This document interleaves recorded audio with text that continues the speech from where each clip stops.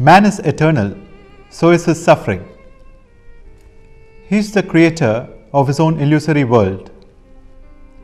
He suffers as a result, or rather he feels that he suffers. He feels incomplete, and in order to complete himself, he puts in an effort to move into a desirable space. And in the process, he takes the help of techniques, practices to complete himself. And this puts a stress on his metabolism, and he's always in a stressful state. No amount of technique or practice can help in gaining what you already have, the natural state. Sunilji is a whiff of fresh air. He does not advocate any practice for the simple reason that practice moves you away from what you already are, your natural state. And Sunilji is participating in this discussion, and we shall go together and explore what he has to offer. Welcome to Sunilji's discussion.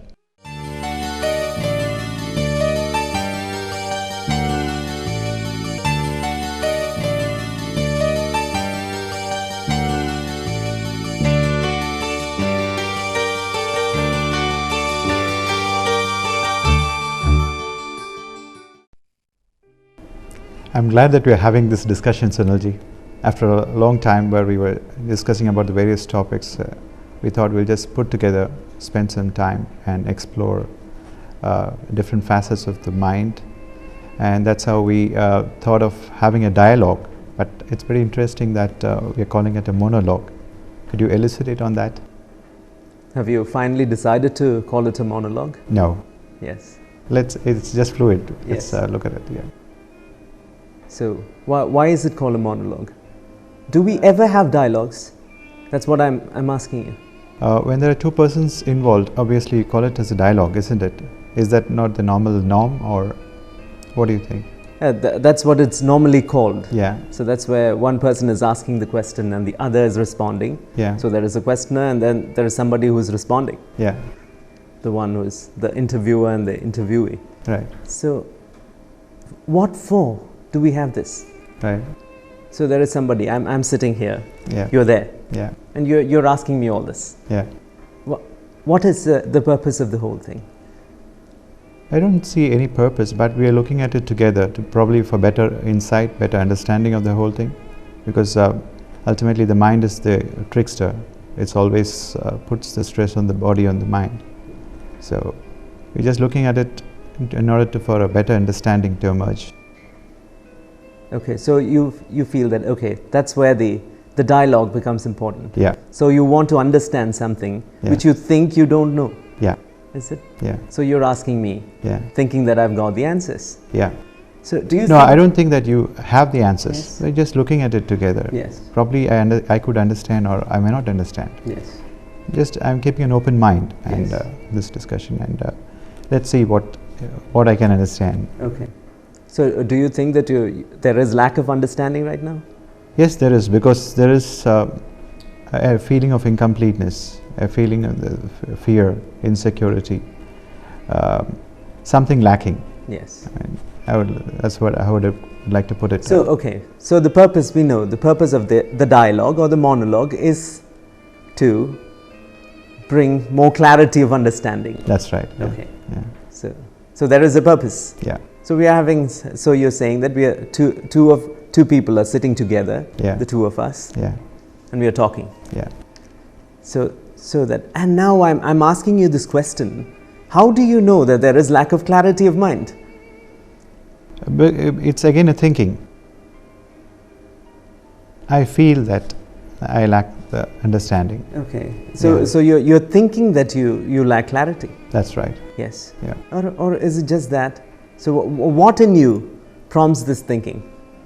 Have you ever seen that? I'm not trying to teach you anything, please.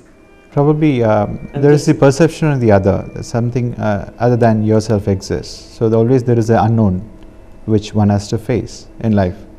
It could be X or Y.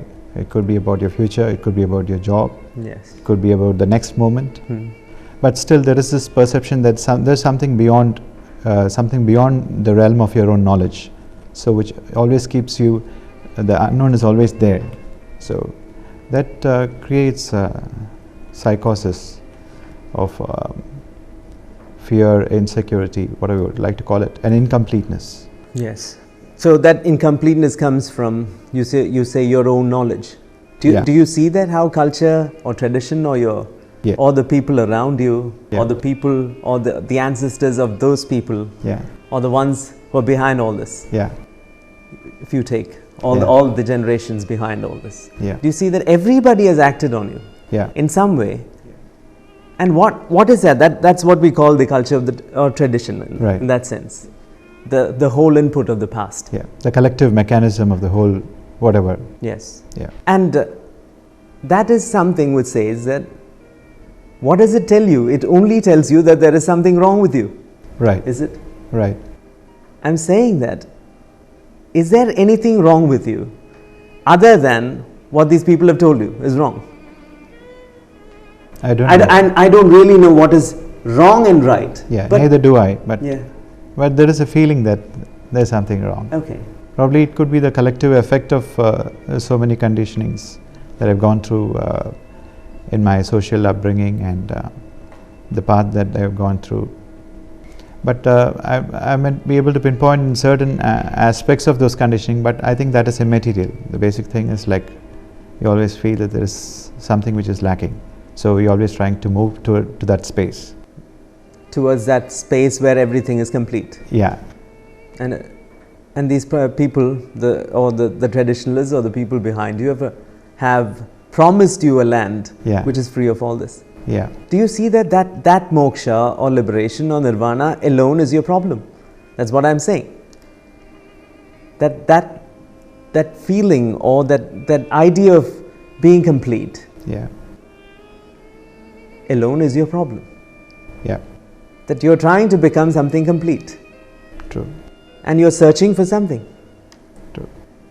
It's like saying that, is darkness really there? Or is darkness merely the search for light? Right. That's all. That's all what I'm saying. It's only the search for light, which has been prompted by everybody. Right.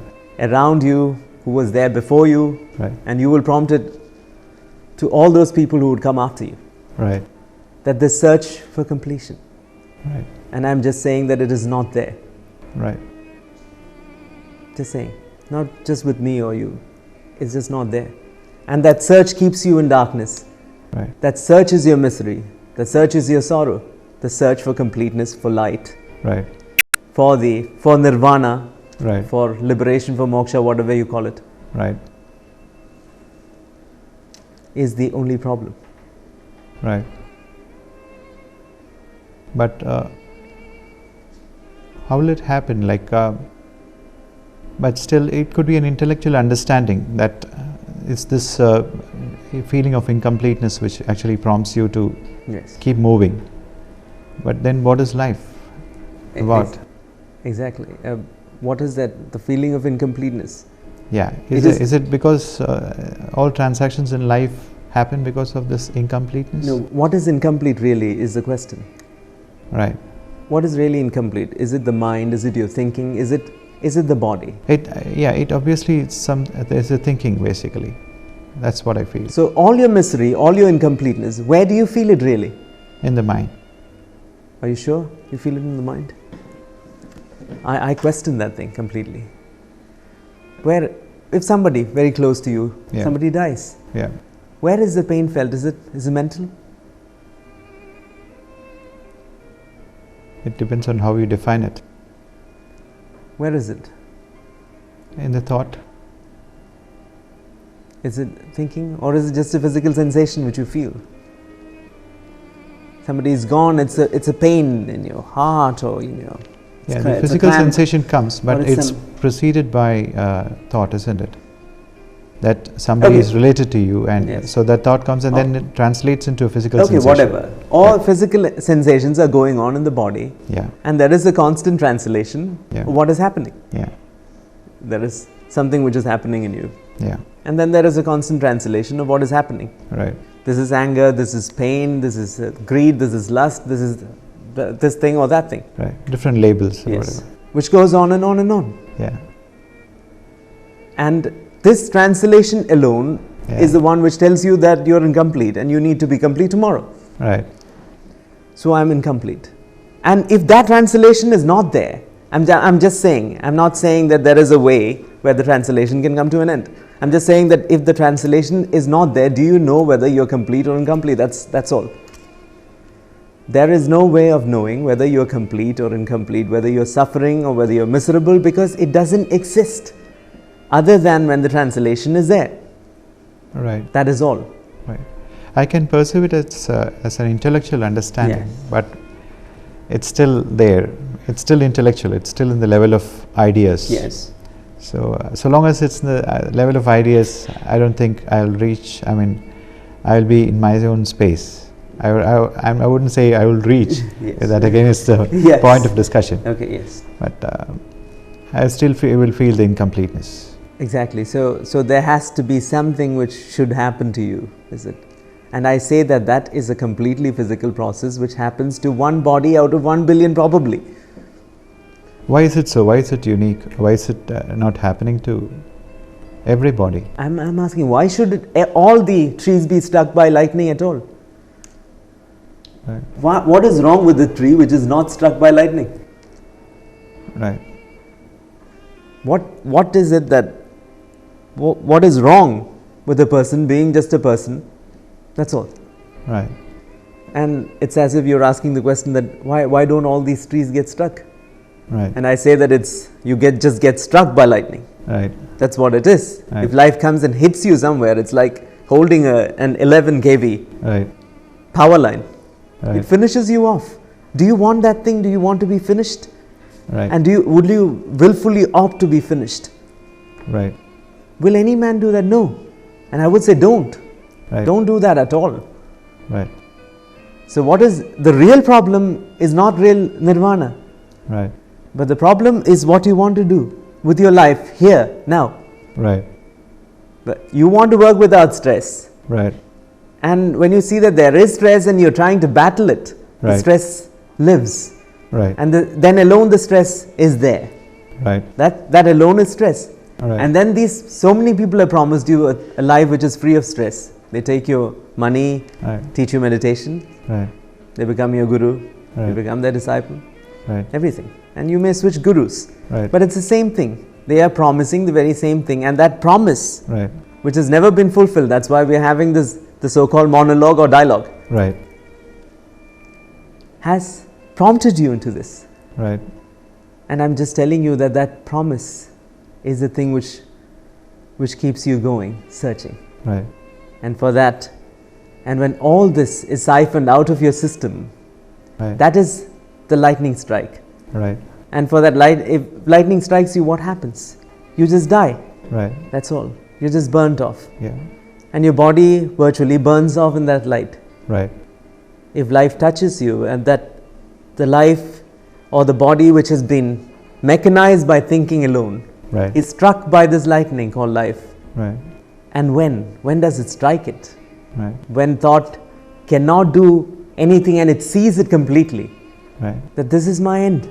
Right. That's all. Do you think thought will allow you to push yourself to that level?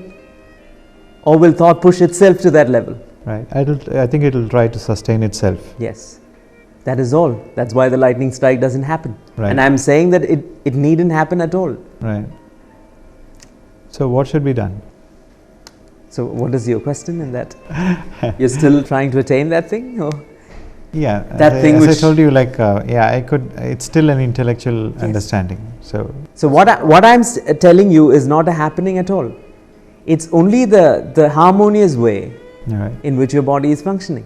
Right. This is how your body is functioning right now. Look at your heart. Right. Look at the glands, the digestive glands. Look at the endocrine glands. Right. Look at your immune system. Right. You don't tell it anything. You don't translate Yeah. how the body is digesting carbohydrates or proteins or fats. Right. You don't need anything. You don't need to tell the heart beat 72 times a minute or 80 times a minute. Right. You don't need to tell your pancreas how to break glycogen into glucose, is it? Right. Or glucose to glycogen, whatever. Right. But why do you tell yourself? That is where the social being comes into being. Right. Where he constantly tells himself what to do.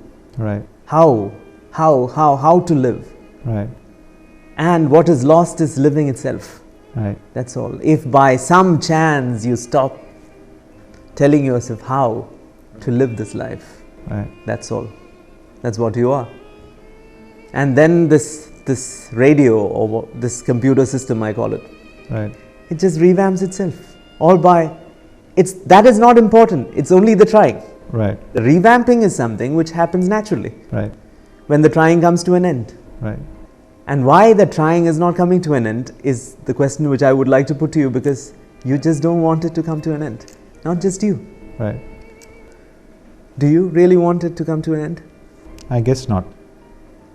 Because there are fears, there are desires which sustain it and which does not allow you to move to that space. Yes. So it prevents the accident from happening, that's all. Yeah. I call it an accident. An accident is not a good thing. Yeah. Neither is it bad, it's just an accident, it happens. Yeah. There is no cause for a thing. Yeah. You can only... You keep weaving dreams and after dreams. So Yes. before, when one dream gets fulfilled, Yes. by the time you keep other dreams ready. So you sustain yourself as a separate entity and the drama continues. Yes.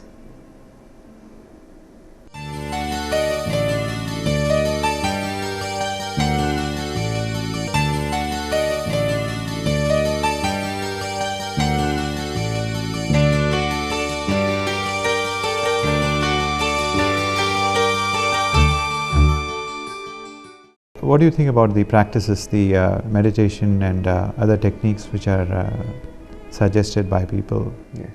to go back to one's natural state, so-called one's Yes. natural? Are you looking for a very honest answer? Yes. The present state which you say is restless, Yeah. which is problematic, Yeah. is caused due to all the sadhanas or the practices or the meditations which you are performing. Yeah. Because it's always an effort Yeah. to become somebody else, somebody higher, somebody greater, Yeah. attaining more spiritually Yeah. or whatever you call it, materially. It's all the same. Yeah. Material, spiritual is all the same, it's just a term. Yeah. Nothing really exists other than the want to become somebody else. Yeah. It's a constant force, and thought is pushing the body. Yeah. And the body doesn't want to be anything else, it just lives. Right. And this is where the social being is pushing the physiological being to become something else. Right. That is the strain, that is the misery which man is supposed to be going through. Right. Provided he is pushing himself, that's all. Right. So the practices are something which is again doing the same thing. You may give it a better color. Right. You may call it a grander purpose or something, attaining to nirvana and all that. You would listen to all the stories like Buddha and all the others. Yeah. But what's happening inside is the same. Yes. It's the same thing pushing. Yeah. Another man wants a good car. Yeah.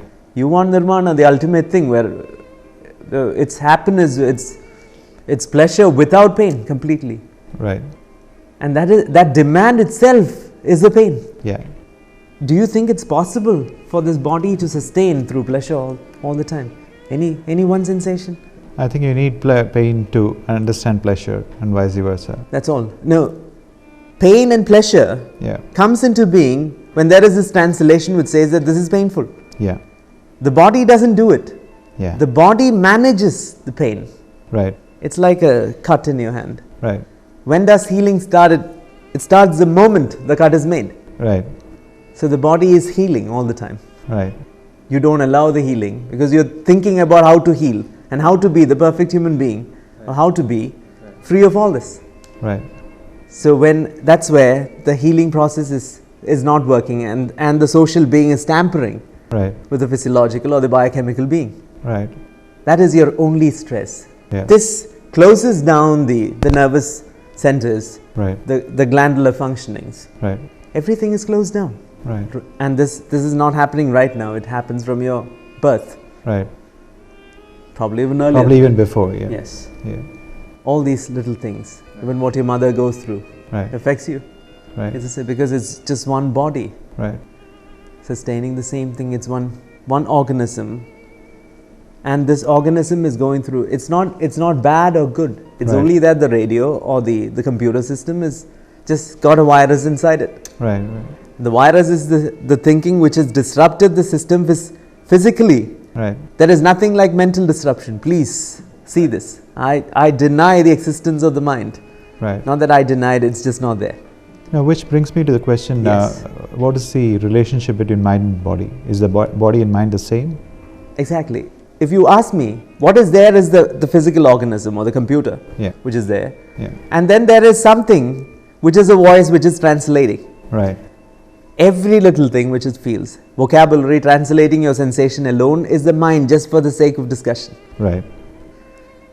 So it's only that thing, the language which we have learned. Oh, now I'm angry, I shouldn't be angry. Right. Now I'm jealous, why should I be jealous? Right. All the mechanisms which come with it. Right. Alone is the mind. Right. That's all. And it's not yours or mine. Right. It's any person's. Right. Whether the person is in Japan or in America or here. Right. Mind is the same. It's the same thing. Yeah. It's the same old story which keeps on translating. You translate in Japanese or in English or in French. Right. It's the same old story. Right. Man's story is the same anywhere. Right. And his only story is that it's translating, that's all. Right. Every little thing it goes through, that's something good. Right. It's not that you mechanically say that. Right. But you know what is good, what is bad. You want to move from the bad to the good. Right. And that creates the bad. Right. And the good. Right. And then you're torn in between the bad and good. Right. That is all that is there. Creates the pair of opposites. Yes. Right.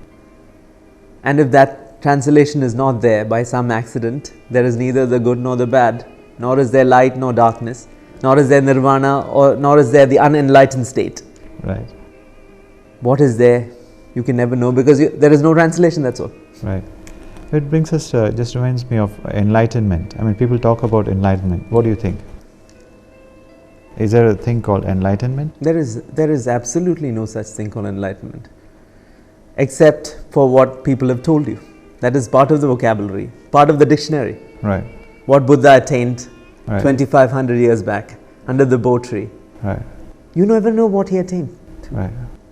Did he attain to anything which the others didn't have? Did he think? And if this thing hits you, is there something called the enlightened person and the unenlightened person? If this thing happens to you, can you say that now I am enlightened and the whole world is unenlightened in darkness, I should give light to them? You can always address a person who says that there is darkness, but is there darkness at all? That is a question. And I want you to ask that question. If you are enlightened, how on earth can you know that you are enlightened? And if you are unenlightened, how on earth do you know that you are unenlightened? It's easier to answer the second question than the first one. Yes. So, can you say that you are unenlightened so easily? Yeah, I can at least think, because I say that this alone is enlightenment. There is nothing else beyond this thing. Yeah, it's a definition. Yes. Like all beyond this functioning, there is nothing. There is no enlightenment, nor unenlightenment, or nirvana, or the lack of it. What is there is only this thing, this organism functioning without any problem, other than the problems which have been created by translation and the trying to solve it, which is again translation. Right. And that is your state and my state and the cat state and the dog state and the tree state, the mountain and the river. Is there any difference between animals and man and what we call as animate and inanimate? It's only when you translate it and say that this is life, because you have defined what life is, like nirvana. This is life, the stone is inanimate. I am animated, I walk, talk. How can you say? It's only your definition of life which says that this is life and that is non-life. There is no such thing, there is no division between life and non-life. What is there you don't know, you can't even call it life. If you call it movement, it is not movement the way you see it. Right. If it's non-movement, is it the way in which you see it? There is no way. It's only your translation of movement and non-movement. Right. And your definition of that thing in that particular context, Right. which gives life to life, which gives life to death, Right. it's all that. How do you say that a dead person is dead?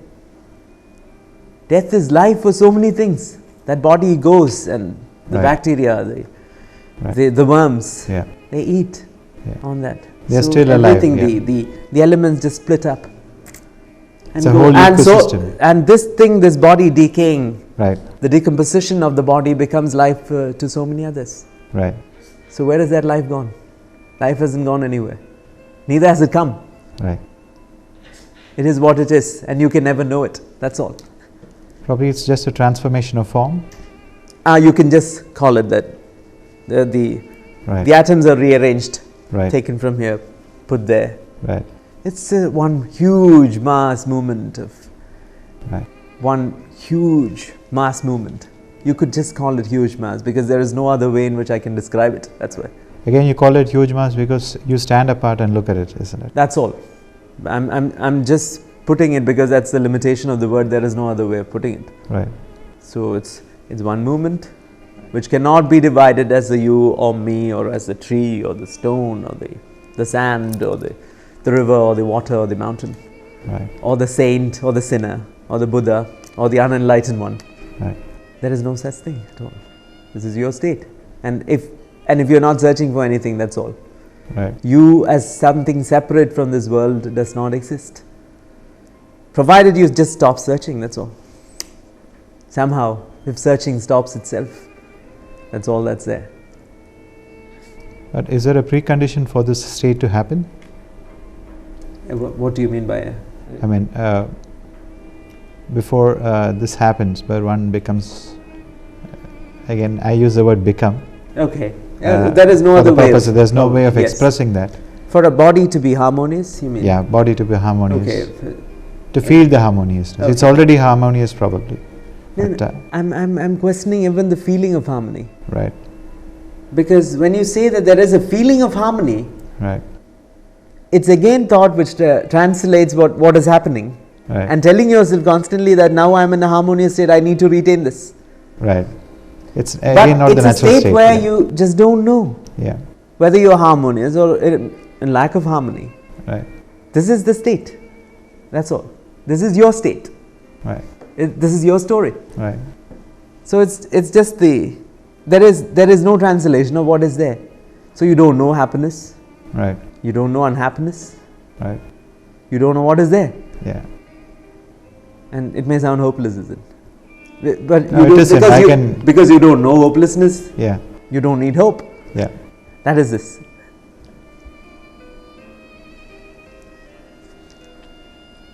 So, if you look at the modern world in which we are living, we find people in stress both in mind and body, because they always are after something.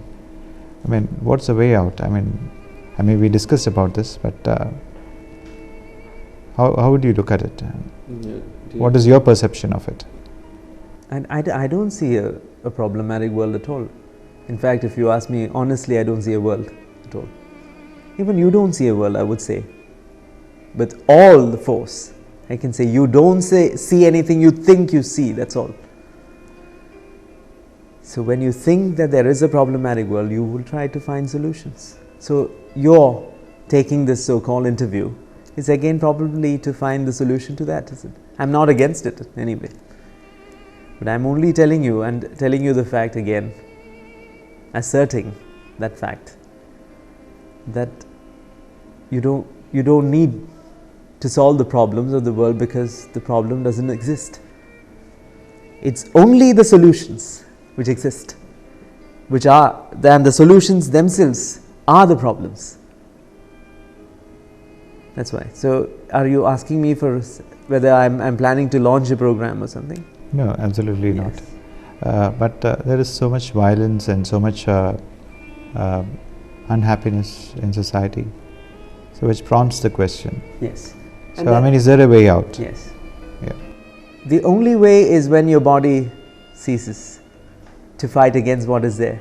So then there is no violence. So violence is only a metabolic state Right. in your body.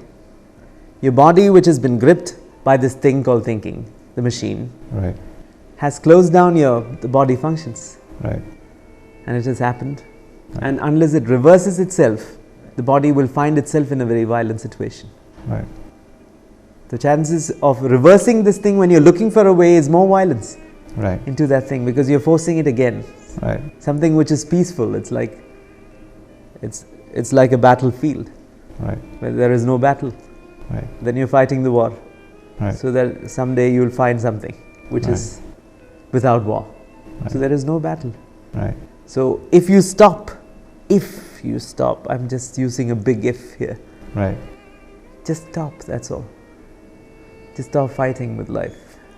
right, The system is just waiting to reverse itself. yeah.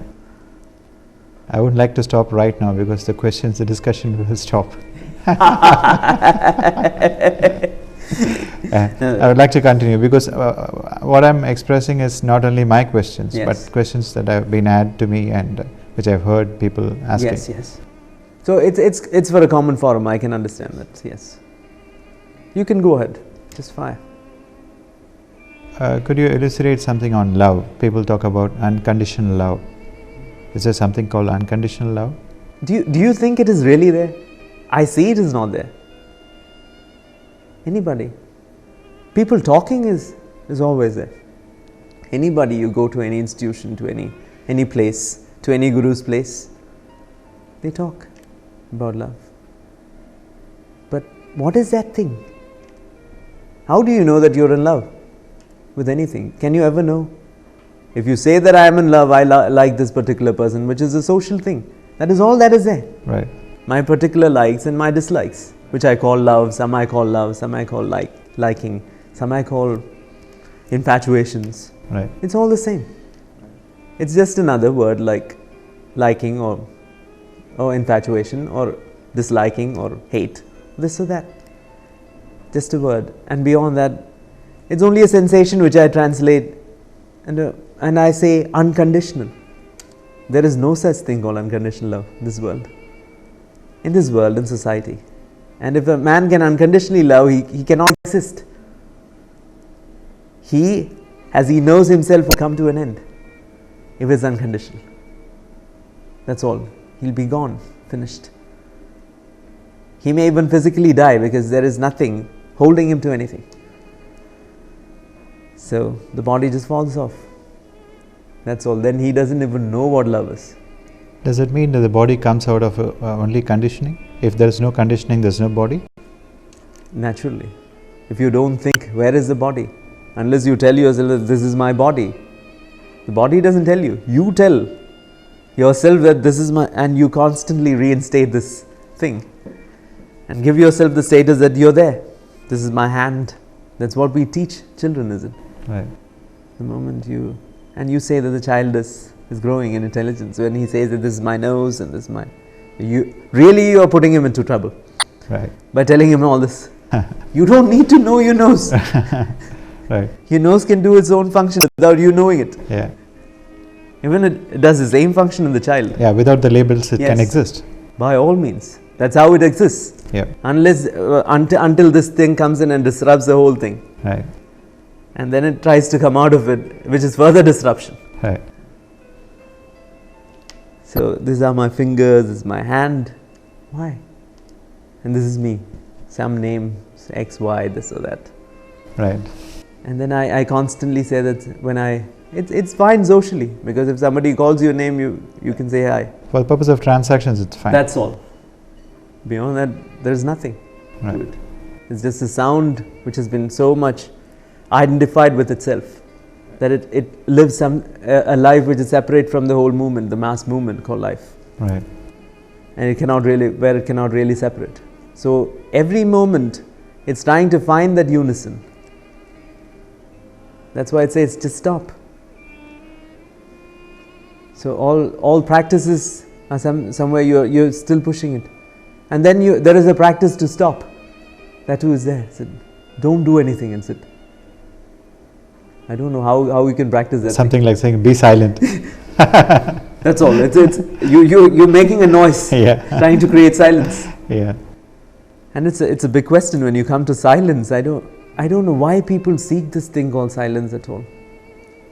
What is wrong with noise? There is a silence in noise, and there is a noise in silence. So how can you differentiate unless you separate yourself and say that this is silence? You need the canvas of silence for exactly noise. Yes.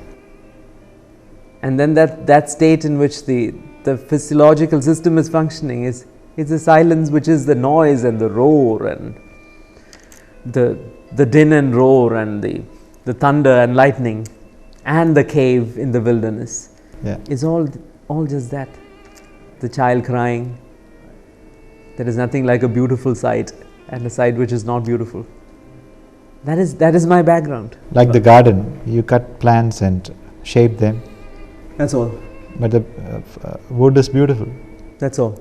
You go to the woods, it's just there, growing, prolifically growing, and no shapes anywhere. You come to a well pruned garden, it's all so pruned. So I say this is the way in which you should keep it. And the woods, it doesn't matter.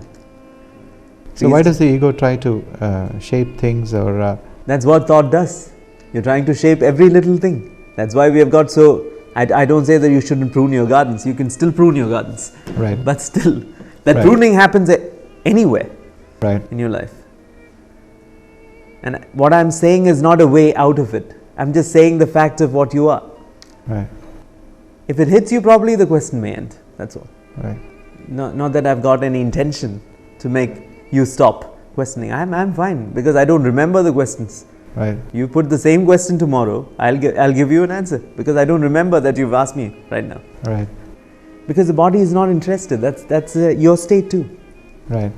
The body is not interested in holding on to anything. Right.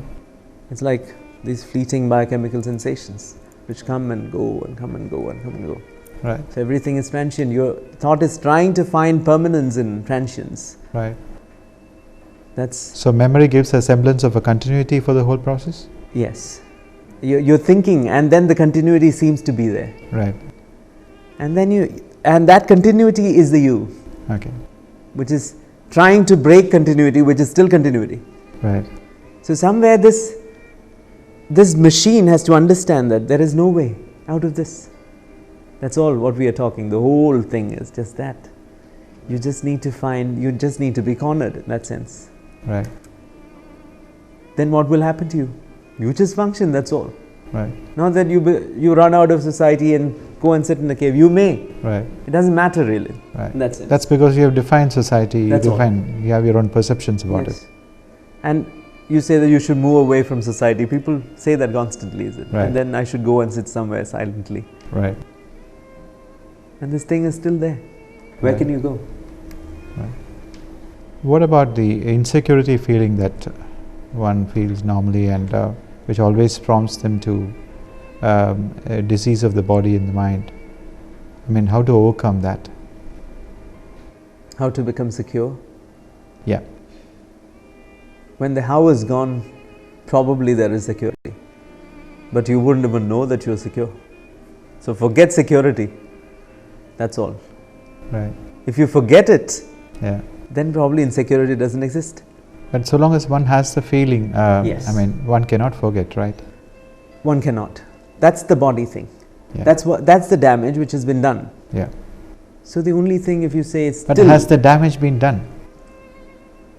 Really? As long as you're asking this question, yeah. There is, you could say an illusory damage which is there. Yes. Which is trying, and damage is not a bad thing. Right. Is a moth leaf something bad? Right. No, it's part of the thing. Right. You say that a leaf which has lost its green color it supplies. It's a manure for the new leaf to come out. That's all. Yeah. So it's nothing is good or bad. Right. Even the so-called damaged equipment is not good. Right. We're just using it, just some term, because there is vocabulary is so limited. Right. So we can't use anything beyond this. Right. So one is attached to work, and emotion comes in. One is not able to do the work properly. What was the work you're actually engaged in? Yes. And how does one go about it? And because as we have said earlier, the other is an accident. Right. The thing happening where you just break off. Right. From everything, everything that tradition has loaded into you is just flushed out. If your system is gone. Right. And if that thing doesn't happen, what can you do? That is probably your question, is it? Yeah. Because that thing you cannot make it happen. Yeah. Because that is something, that is a happening where you see that there is nothing to happen. Yeah. Not that you see, but that's the only way to put it. No, I'd like the answer to be more particular than generic. Yes. Like, for example, at work, the office. I mean, you go through a lot of stress because you have your own ideas of how things should be and how things should not. Yes. So that ideal creates the stress. Yes. And so, I mean, is there some practical way of handling this stress? I mean, I'm not talking about the other happening. No. It's of no use. I'm not either talking about techniques or this thing. Yes. What prevents that stress to be totally released and? It's the same old society which tells you that you should be this and this. Yeah. So if you can by some chance express what you feel really. Yeah. Just express it, that's all. Right. Put your foot down. Right. Don't be the good man. Don't be nice. Right. Finished. Right. I'll lose my job. That's the problem if you don't be. Right. Okay. But is that the question? You'll be fed up, is it? Someday. Yeah. Suppose you've got a rotten boss. Right. What do? He sits on your head all the time. Right. And you go bend down. And right. You just blast the bugger one day. Right. That's all. Right. That's all. Right. Socially, that's it. Right. Saying yes or no to a situation alone. Right. Is social living. That's all what you need. Right. You don't need harmonious states. Right. Because harmony is already there. Right. What you just need to do is to socially handle things. Right. And how to handle comes up. Right. When you're not resisting what is there. Right. Just don't resist whatever is happening. I'm not giving you a way or technique. Right. If you don't resist, it comes out. When you need to blast, you blast. Right. When you need to come out of the situation, you do anything, you run, right. You face it. Right. It doesn't matter. Yeah, but the conditioning is so strong that even this could be clearly perceived, but still the conditioning is so strong that one is not able to come out of it. Yes. And the only thing you can do is like stop resisting that thing, whatever you're doing. Not that. Still thought would say I need to come out of it. Yes. But you can just stop resisting. Look at it. Yeah. Stop resisting that movement which says that I need to come out. Right. And then it would still say now I am not resisting. I haven't still come out. Right. Then stop resisting it. That's all. Right. That's all what I can say. Right. Nothing beyond this. Right. It's not a clue, but right. That's all. Right. Somewhere down the road, maybe the chain may break. Right. And then the boss is not a problem at all. Right. Because you don't see him as separate from you, isn't it? Yeah. And that's probably when now you're talking in that term. Right. But then there is no boss really, and when the boss is not there, it's not a problem. Right. I don't say that. Then what will happen to your job? Yeah. It's immaterial. Immaterial. Yes. You just live your life. Right. And you have no problems. Right. That's it. And you still have no problems. Yeah.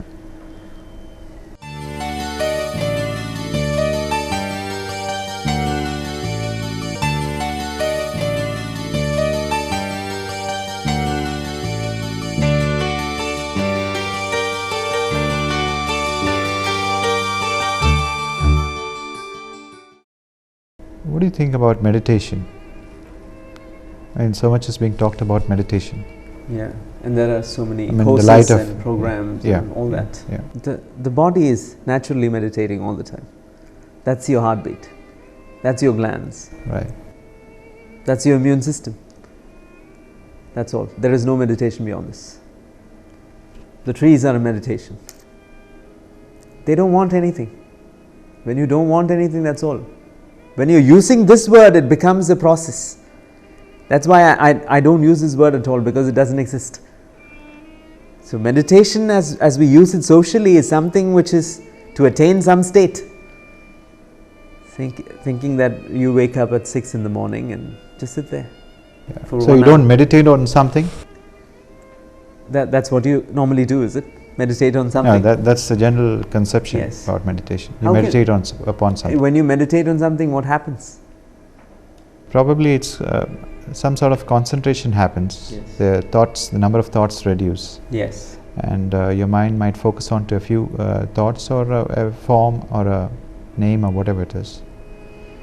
So the mind might be at a more relaxed state than it was prior to meditation. Have you tried meditation? I've tried some techniques, yes. And I'm asking you an honest question. Have they helped? I don't know what help is. I don't know. Yeah, I wouldn't know. Again, I can't define that help. But what was the purpose of you for your meditation? Stress. Avoid stress. Has it helped? Not fully. Hence the question. Yes. That's all. Yeah. I think you've got the answer. Yeah. Whether any meditation has really helped, yeah. And probably that is the problem too. Yeah. One day when you throw all the meditations out of your window. Yeah. But I wouldn't come to a conclusion for the simple reason that it could be that I have not done meditation properly. So that perception is there. So yes. I'm not able to say yes to that question. Yes. That is the thing which keeps you going. Yeah. Because you still have faith in what these people have said. Whether they are the great gurus or whatever. I don't know whether any great sage has really told you to meditate. I really don't know. Yeah. And I don't think. Yeah. I'm not talking about the local gurus or anybody. Yeah. I'm talking about the sage, the man who just doesn't know anything. Does he tell you to meditate for what? Right. When you lose purpose, what is naturally there expresses itself. And you don't need any meditation. And when there is a purpose, what is natural doesn't express. And your meditation makes you more and more unnatural. Right. That is all that is happening. So that thing, that grip, that is a grip which your past has made, because you say whatever you do, they give you a reason you don't meditate properly. Right. And what is proper meditation? Is there any way to meditate properly? Nobody knows. You should have faith. Right. Faith in what? Can you ever have faith when you're thinking? Never. Thinking is always contradictory. When you think that there is God, when you say that you are a believer, it is coupled with non-belief. Yes.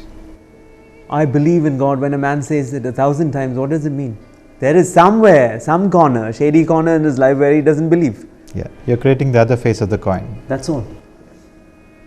It's like saying I'm happy all the time. Yeah. A man who says that he's happy all the time is probably an unhappy man. Right. He doesn't even know that. Yeah.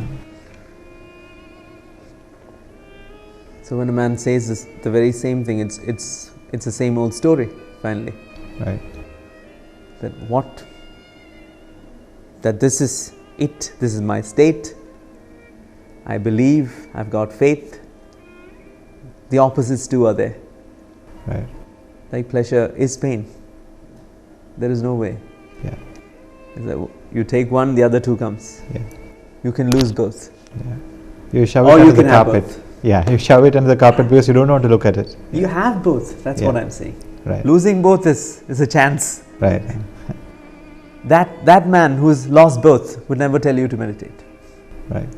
Because he's finished with meditation, with nirvana, with enlightenment. Everything. That is all. And he doesn't know that he is there. He doesn't know you are there. And you've got a problem. So he cannot tell you. Come on, my son, you should meditate and improve. Improve into what? And still know that this is your name. Because this is your name, that's all. Right. This is all what that man can tell you. Yeah, it's an old wine in your bottle. That's all. Yeah. This is your name. And someday you'll just walk out. Then you would never see this man again. Because you don't want to see him. And when you walked out, his message has reached you. That's all. It's only when you throw this, if you listen to this and if you walk out. Right. That's all. That's probably the only message. Right. Which I'm not giving you, but that's the only message of life. Right. That You don't need anything. You're neither complete nor incomplete.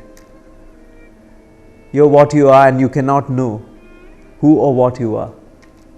Because you're not Brahman or Atma or this or that. That's just a word. Word, yes. Nor are you God or love. Right. What you are, you can never know. Can you live in that frightening situation where you don't know anything? Can you revel in that ignorance? That's all. It blasts you completely.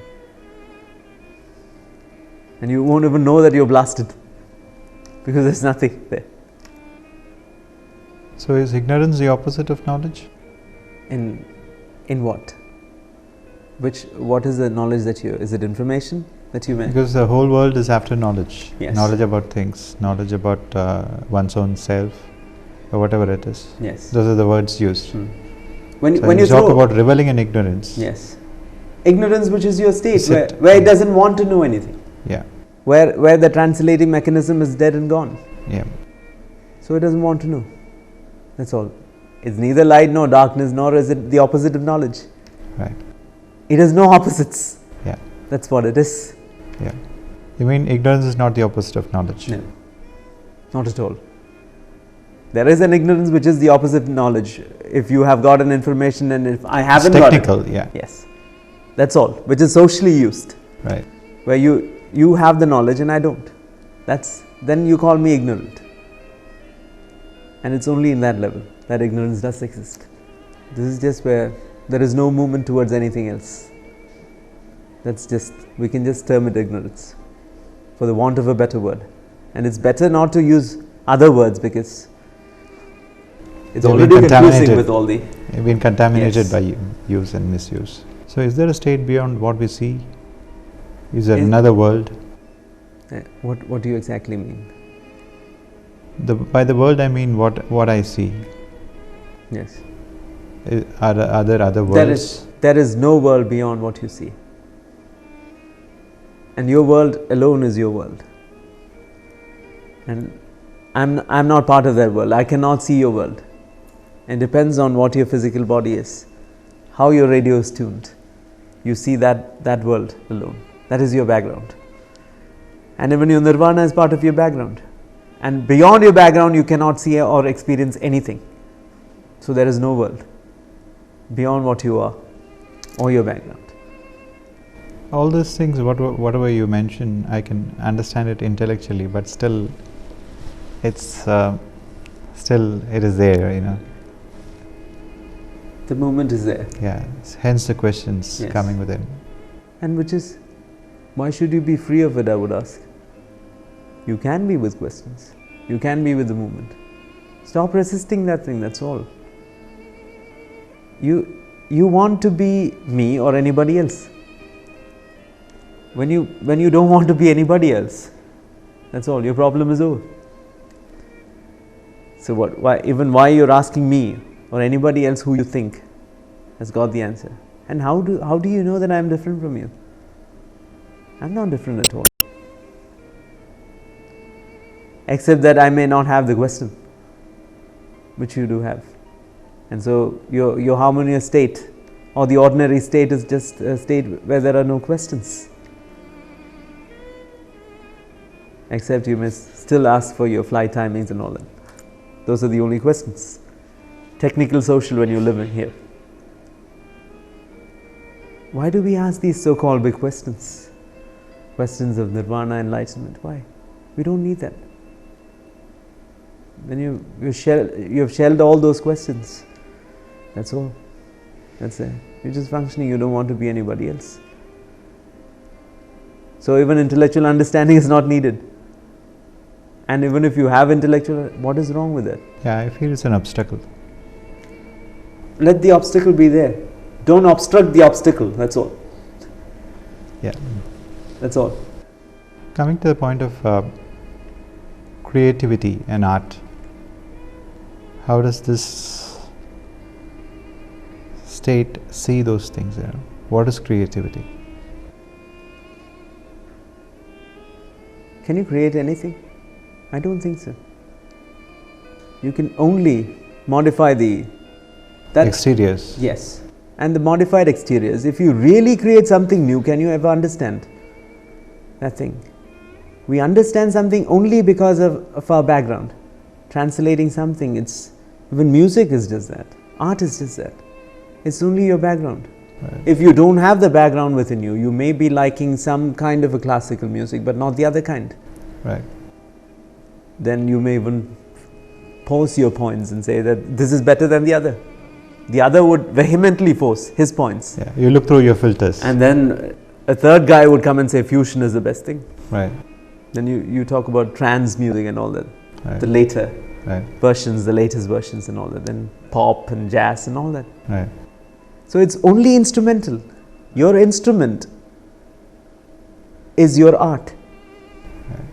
And you cannot enjoy or benefit from any art which is beyond your instrument. So the so-called enjoyment of music is only instrumental. So you may have it, or this body may have it, the other may not have it. You would try to force that music into the other. That's a social problem. Right.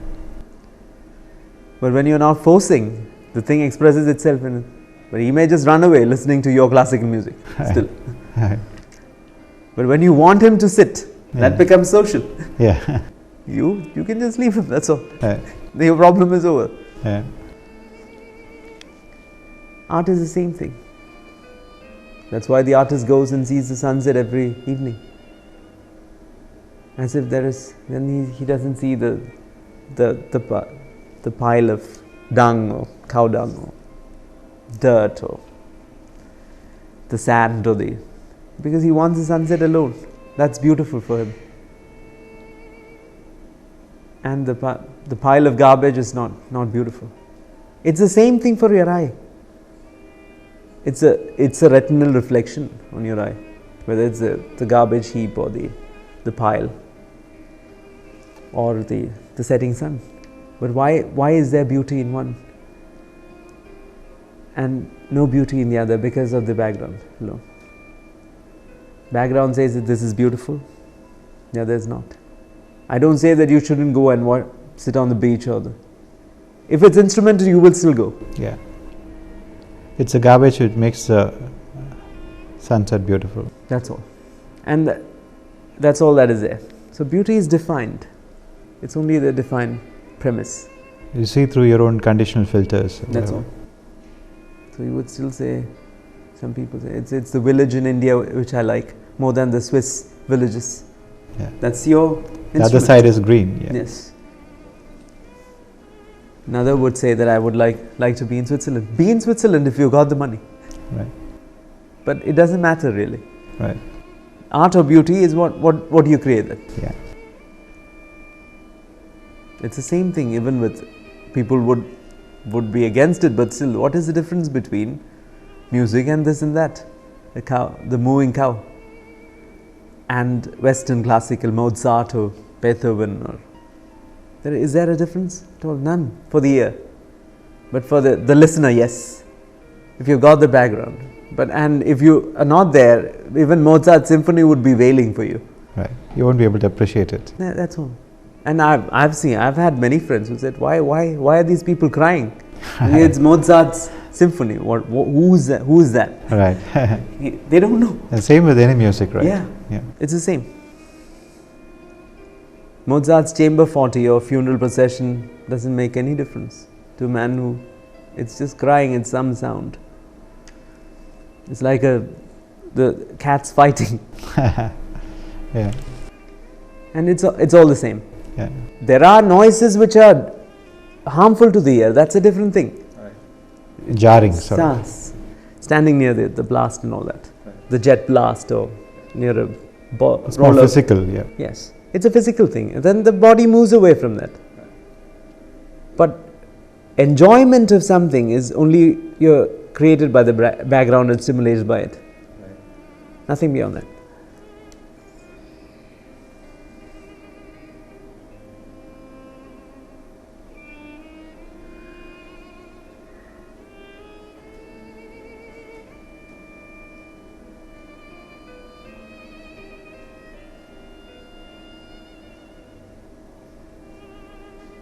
I'm trying to come with more questions. My mind is very still. That's all. Because this is what your state is. You really don't have questions. So when you probably look at yourself, accidentally you hit yourself, there's nothing. Probably you come to ask questions and find the answers, and then you probably find that the question itself is wrong. That's all what you need to find. Yeah. Probably there has been a purpose. Yeah. I think the questions by them are neither right nor wrong. If the question happens because of the force behind it. Yes. Trying to find something, betterment. Yes. Trying to find the perfect state, or moving towards something better. Mechanics is the same. Yes.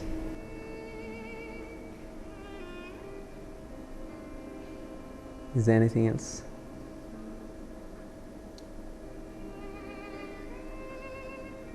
I was about to ask you about fear. I think that was closely related to insecurity. Yes. I think it's a similar question. So,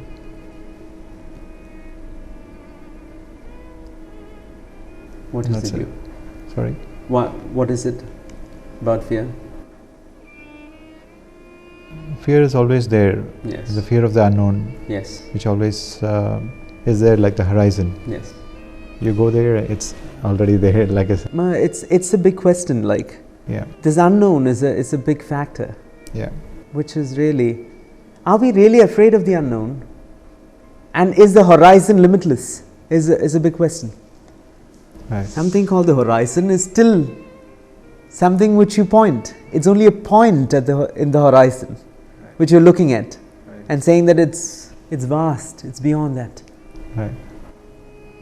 The infinite is still finite. Right. Because thought can only hold on to something which is limited and finite. Right. The idea of infinite itself is a thought. And the unknown is still the known. Yeah. You can only be afraid of what you know. You can never be afraid of what you don't know. That's what I'm saying. If you don't know, there is no fear. But knowing is fear. You know exactly what would happen. There is a traffic jam within your thinking which exactly fails to probably tell you what you're afraid of. Are you really afraid of death? No. It's not death. It is what is going to happen to you. Because all these stories are there. What will happen to you? You will go to hell and they would fry you in the frying pan. Or then the judgment day would be there, where the angels come in and open your book and ask you, what did you do? What are the good things that you've done? What are the bad things that you've done? And then, or something else. And it is the same thing with reincarnation or rebirth. Why have we created this thing called rebirth at all? The hope of tomorrow. Because we want to live with the known. And we want to define every little thing that is happening to us. Find a cause to it. Right. And when you find a cause, you're living with the known. And then we say that we are afraid of the unknown. No. We're afraid of what we have created. Right. And what we cannot create, we cannot be afraid of. Right. Because you cannot know it, you cannot touch it. So the knower is finished. The person standing apart and knowing. That is the end of all your fears. Right. When we talk about rebirth, that presupposes that we understand birth. So what is born? Exactly. That is the only question you need to ask yourself. When something is said to be reborn, right, what is it that is born in the first place? Now, if I ask you, are you there in the first place? Are you born? You don't remember yourself being born. People have told you that you were born. Yeah. And you don't remember any incidents which happened before your second year, probably. Yeah. Second, third, something. It may which again is memory. Yeah. Yes. So it's only memory and thinking which has given you this existence. So anything, you don't remember anything. You don't remember your mother coming and carrying you the first time and all that. No.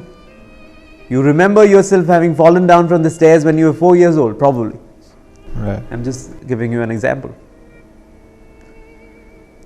So that's where your mission has been caught by this thinking. Right. And then you constantly translate everything. Yeah. So when you're born, it's not needed at all to survive. Something gives you food, you just eat. And society teaches you how to live. And that how to live has created all these little things. And then you have a feeling that you're born. You're not born at any time, so rebirth is completely out of question. If you ask me, this is the honest response. You should be born in the first place. Yeah. To be reborn. Yeah. To reincarnate, to become something better. Yeah. If it's not there, it's not there, that's all. So naturally death is not there. Exactly. Death is of somebody else. I can only experience somebody else's death. X can die, my friend. But I can never experience my going, my exit. It's only the thinking structure which places a person there and tells you about his presence or absence. So he's gone, he was there, he's not there. It's not a solace for anybody who's lost their relatives and are crying. It's not meant for that. It's only a plain statement of facts. And I don't plan to give solace in that sense, because solace has been given by so many. But still these questions are there about rebirth and what will happen to the dead ones. It's all there, isn't it? I love it as a story, but it's really not there, that's all. I can even take part in conversations which involves all this. But what is there? That is born and what will die. So, death of my friend, death of my relatives, that I can experience. That's all. So, death too is part of thinking. So, when I think the person is born, when he thinks he's born. So, when I think he dies. When thinking stops, I die. And there is no thinking, no translation. So what happens in sleep? Thinking is always there. Otherwise, you'll never wake up from that sleep. And you will never know that you're sleeping. But what about the dreamless sleep, where you don't have dreams, but you get up and start having thoughts? Which is, how do you know that you didn't have thoughts during your sleep? You wake up and say. At least you don't remember them. I don't say that you don't have thoughts. That's all. You don't remember them. You don't remember. That's all. So you remember something where you don't remember. That's all. So if you just sleep off, and that's all. Walking completely awake in a big sleep is your harmonious state. Yeah. You're sleeping all the time, and you're awake. They call it the fourth state, and I don't know about 1, 2, 3 and 4 states. There is only, this is your harmonious state. This is what you are. You're completely awake. You don't know you're awake. Right. You don't know you're dreaming. You don't know you're sleeping. That's all. That's your state. Unless you translate. So the first thing that you do after waking up is that you say, so tomorrow when you wake up, don't translate. That I've woken up, I'm this and this. Your problem ends. Then you will never know that I'm sitting here and I've woken up from sleep. Now I was dreaming. It's all not there. What about time? Is it time a product of the mind? And what else is there? Other than the ones which the so-called past has created. So-called past, I would say. The background which is constantly saying. Really, there is no past, isn't it? How can there be? Unless the translation which separates yourself from the moment happens, which apparently separates yourself, then alone is the past born. Is it? So I don't know how relativity can exist at all. Einstein has proposed it, but still, I don't think it's there. I think relativity can exist only when Einstein stands only apart. When you're relative, yes. Yeah. When you stand apart. That's why it's called relativity in that sense. Yeah. So he stands apart and says that this is it, the time frames have changed. You create a point of reference. Exactly. It's only as per the point of reference that these time frames exist, as the past, as the present, and as the future. Right.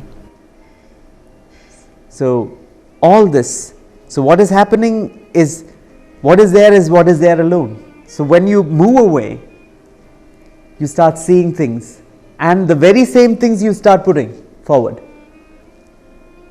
and you modify it as per the same past. Right. So this is going to happen to me tomorrow. Right. How do you know? What is going to happen to you is only within the known field, and what is really going to happen, you can never know. But that is a frightening thing. So even if you apply for anything, if it's a job, you're frightened of the tomorrow because you project yourself that you're not going to get the job, and you want the job. So not getting the job and wanting the job is all part of the structure. Right. Then you put yourself in there and then push it into the present. Right. And the future. That's where the fear is. As you've asked, the question of fear is still that part of that thing. Yeah. And fear is the same thing as time. Right. And time pushed. And what time does on your body, what thinking about time does on your body, is the fear, the sensation. How I live in the present. And then the teachings come that you should always live in your present. How? It can never happen. It can never happen. Present, past and future would always be gone if you start living. If you live in your present, you're straining yourself, that's all. It's only the past. Again, you're creating a division. Yes. By calling this the present. Yes. Is this the present? We don't know what this is. If you call it the present, it's called the present. You can even call it fried chicken. Yeah. It's still what it is, but doesn't help. Doesn't help. So all these teachings haven't helped. Not that I'm not proposing a teaching which is going to help. I'm just telling you these things. So it's probably kind of a negation as you. And the body is constantly in that so-called Vedantic neti mode, which says that it's not this, it's not this. Body is shelling out everything. Every little experience is being shelled out. But thinking is trying to hold on and creating the problem. That's where time comes in. That's where the idea of betterment comes in. That's where the future is there. That's where the past is there. The pain, the worries of the pains of the past, the worries about the future, and the present, where you're organizing all this, is there. So if it goes, everything goes. And then something may remain which doesn't even know that it remains. So it's like the tide taking the thing along. The tide of life, which cannot separate itself from all the different specks which are called the organisms. It's all one thing. It's all one movement.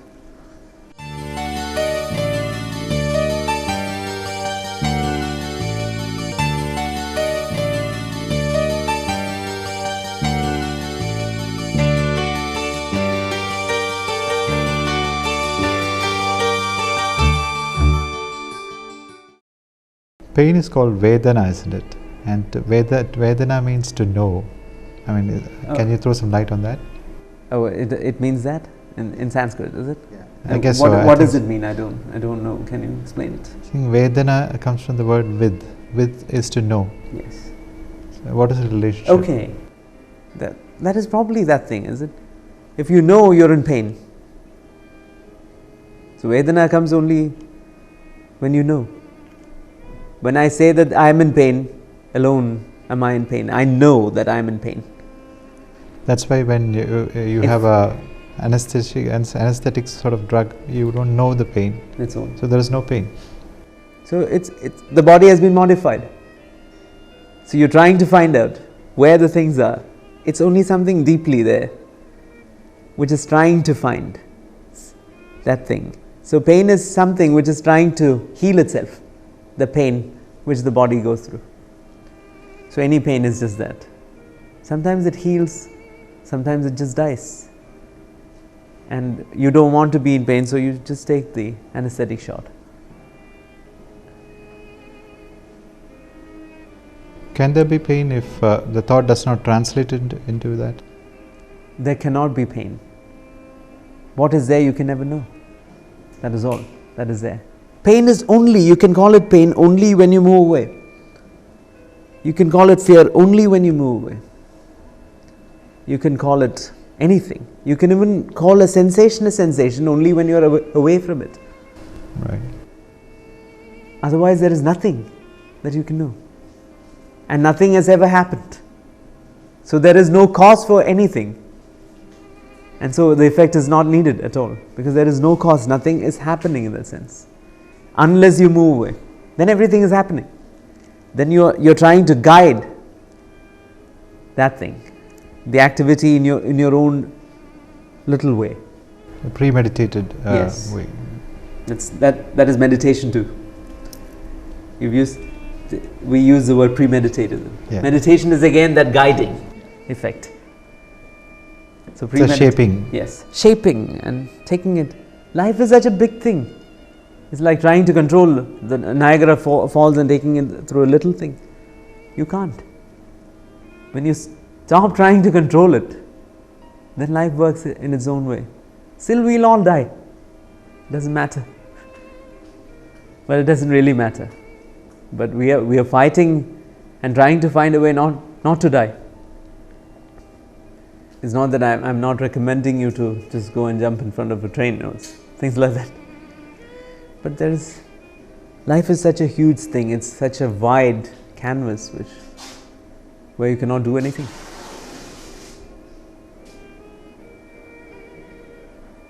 And you cannot just hold it in the palms of your hand.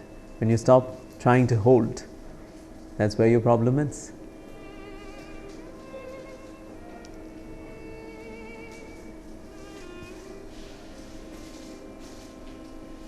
So can you summarize what you said about being relaxed and being what you are? It's just, if you ask me, it's just in one sentence I could say, the search for light alone is darkness. The search is over. There is neither light nor darkness. What is there you don't know? That's all. That's the whole story. That's all it takes.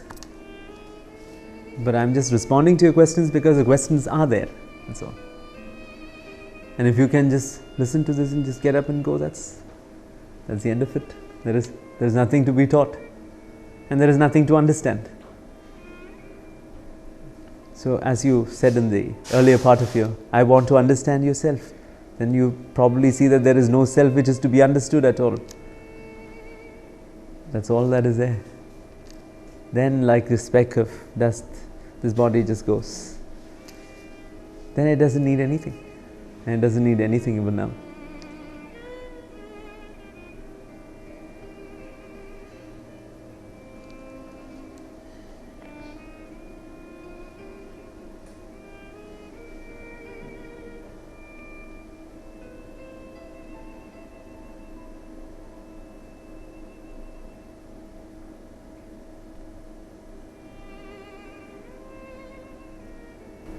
My mind is so silent, I'm not able to ask any questions.